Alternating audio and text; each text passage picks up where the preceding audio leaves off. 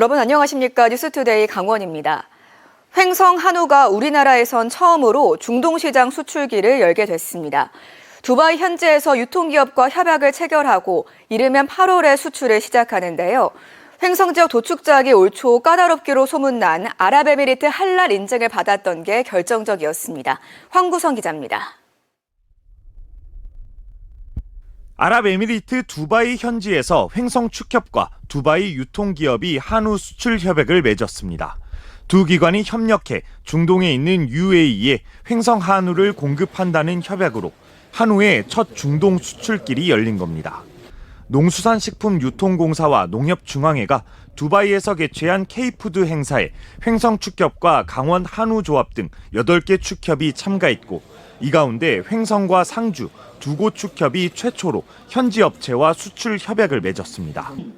10년 전 홍콩 시장에 진출한 횡성 축협은 올 들어서만 3.6톤, 5억 2천만 원의 수출 실적을 냈는데 중동 시장 개척에 힘입어 10톤 이상의 실적을 낼 걸로 기대하고 있습니다. 현지 업체인 유통업체와 MOU를 체결하는 등 청력을 다하고 있어 올해 수출 물량은 10톤 이상이 될 것으로 기대하고 있습니다. 얼어붙은 경기로 한우 소비가 급감한 데다 내년부터 관세 없는 외국 소고기를 상대해야 하는 한우 농가는 한시름 덜었다는 분위기입니다.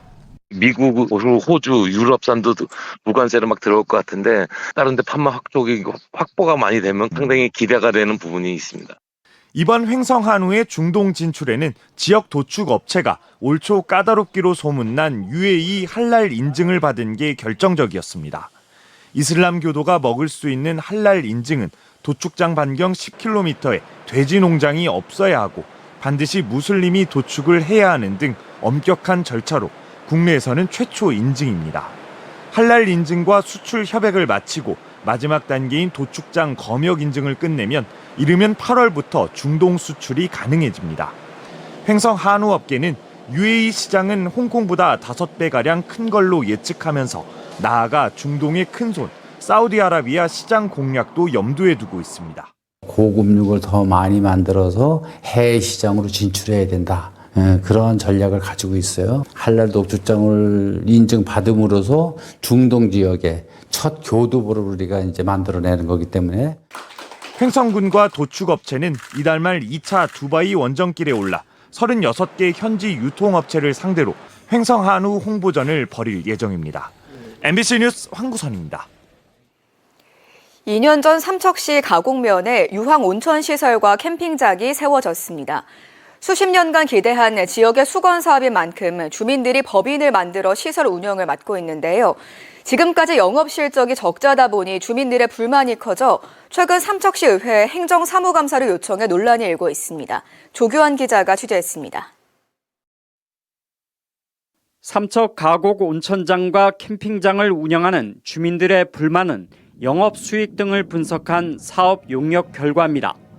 삼척시는 사업 초기 주민들에게 적자를 보는 온천장과 달리 캠핑장에서 수익을 낼 수 있어 사업성이 있다고 설명했다는 겁니다. 그런데 실제는 모두 적자를 보고 있어 주민들은 속았다고 주장하고 있다며 삼척시 의원들은 이유를 따져 물었습니다. 1년에 1억씩 남을 거다 했는데 벌어들이긴 얼마 못 벌어들였는데 적자가 5천만 원씩 났다 이거. 수탁을 받는 법인에서도 수익금을 보고 가예산을 편성할 것이고 그 수익금이 매달 들어오는 금액을 봐가면서 비용에 대한 부분도 계획을 세워야 된다고 봅니다. 온천장과 캠핑장의 초기 운영 자금을 두고도 주민들은 삼척시 의회에 사실 규명을 요구했습니다. 삼척시는 주민들에게 초기 운영 자금 1억 원을 직접 마련했으면 나중에 돌려주겠다고 약속했는데 이를 지키지 않았다는 주장도 제기됐습니다. 1억 원이 투입됐다는 사실을 혹시 과장님이 들으셨나요? 적자가 났을 때 관리 사용료 면제하는 부분하고 네. 그다음에 그 제세 공과금에 대한 지원 밖에는 지금 이제 지원할 수 있는 근거가 없습니다. 또 시설이 문을 연 지 얼마 되지 않아 한 달가량 지도 점검을 벌이는 등 짧은 기간에 3차례나 강도 높게 감시한 일도 도마에 올랐습니다. 여기에다 주민들이 만든 법인에 시설 운영을 맡겨놓고 삼척시가 따로 관리소장을 채용해 앉힌 것도 이해하기 힘들다는 불만도 있습니다. 전적으로 맡겨두고 그 다음에 얘기를 해야 되는지 옥상 5구를 만들어 놓고 그러잖아요. 지도 점검에 따른 시정 요구에 응하지도 않고 이래서 그 지도 관리 감독하는 의미에서 이분을 지역의 수건 사업이 어렵게 이루어졌지만 초라한 성적을 내면서 주민과 삼척시 사이에 불화만 커지고 있습니다. MBC 뉴스 조기환입니다. 최근 춘천 도로변에서 큰 낙석이 떨어질 뻔해 인도가 긴급 통제됐습니다. 오늘 밤부터 시작되는 장마를 앞두고 위험 지역이 아니더라도 선제적인 예방 점검이 절실해 보입니다. 이송미 기자가 취재했습니다. 춘천의 한 도로변입니다. 낙석 방지망 안에 커다란 돌덩이가 걸려 있습니다. 바로 아래 인도에는 통제 울타리가 쳐졌습니다. 춘천시가 최근 내린 비로 보수 공사를 하던 중 대형 낙석 위험성이 발견돼 긴급 조치해 놓은 겁니다. 하지만 정부가 지정한 급경사지나 산사태 취약 지역은 아닌 것으로 확인됐습니다. 작은 게 좀 떨어졌었는데 저희가 이제 복구하려고 보니까 이제 저런 위험 요소가 있어서 저희가 사전에 이제 안전 조치를 하는 겁니다. 장마가 시작되는 여름이면 지반이 약해져 낙석과 산사태로 인한 피해가 해마다 잇따르고 있습니다. 지난해 여름철 강원 지역에서 접수된 토사 유출과 낙석 피해 신고는 26건. 지난해 7월에는 춘천에 하루에 150mm가 넘는 비가 내리면서 서면 피암터널 도로 하부가 유실되기도 했습니다. 하지만 대부분은 정부나 지자체가 관리하는 위험 지역이 아니다 보니 예방보다는 복구 위주의 대응에 그치고 있습니다. 지정 안 된 곳에서 70, 80% 대부분에 엉뚱한 데도 무너지니까 점차로 개발이 많아지니까 그 개발에 따라서 산사태가 촉진될 수밖에 없죠. 기상청이 발표한 3개월 전망에 따르면 올해 장마가 시작되는 6월 강수량은 평년보다 많고 좁은 지역에 많은 비가 쏟아지는 집중호우도 잦을 것으로 예상됩니다. 전문가들은 급경사지나 붕괴 위험 지역이 아니더라도 옹벽이나 구조물이 설치된 개발 지역은 사전 점검이 필요하다고 강조합니다. MBC 뉴스 이송미입니다. 최근 공천 개입 의혹으로 검찰 조사를 받은 김진태 지사를 향해 더불어민주당이 자진 사퇴를 요구하자 국민의힘이 선동정치 중단을 촉구했습니다. 국민의힘 강원도당은 지방선거가 1년가량 남은 시점에서 민주당의 의혹을 부풀려 김진태 지사 흔들기에 혈안이 돼 있다며 내로남불식 행태가 도를 넘었다고 비판했습니다. 이에 대해 민주당 강원도당은 김 지사가 김건희에게 충성 맹세한 것을 인정한 정황이 드러나고 있다며 국민의힘 강원도당의 경거망동을 더는 좌시하지 않겠다고 받아쳤습니다. 원광수 시장의 전 비서실장이 시장 업무 추진비를 사용하고 허위 공문서를 작성한 혐의로 검찰에 송치된 가운데 원주시청 노조가 원 시장의 입장을 요구했습니다. 원주시청 공무원 노조는 입장문을 통해 업무 추진비가 누군가의 쌈짓돈이 된 것이 아니냐라며 앞선 문제 제기가 사실로 확인되는 형국이라며 원 시장이 정말 부정 사용에 대해 몰랐는지 입장을 밝혀야 한다고 주장했습니다. 또 원공노가 문제를 제기한 것이 1년 전이고 수사도 계속 진행 중이었다면서 관련 사항을 언제 인지했고 어떻게 확인했으며 무슨 조치를 했는지 시민들이 궁금해할 것이라며 해명을 촉구했습니다.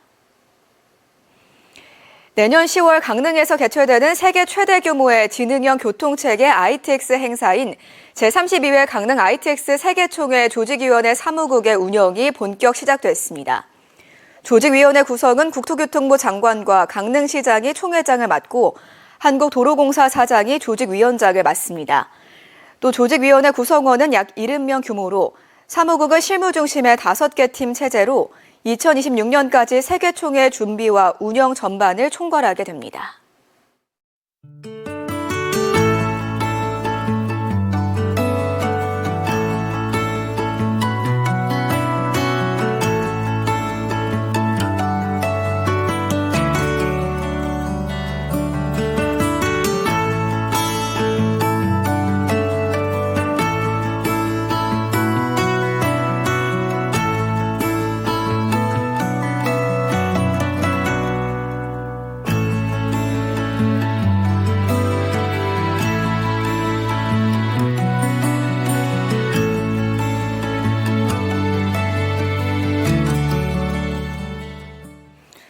지난해 규정에 없는 군기 훈련을 시켜 훈련병을 숨지게 한 육군 12사단 신병교육대 중대장이 항소심에서 더 무거운 형을 선고받았습니다.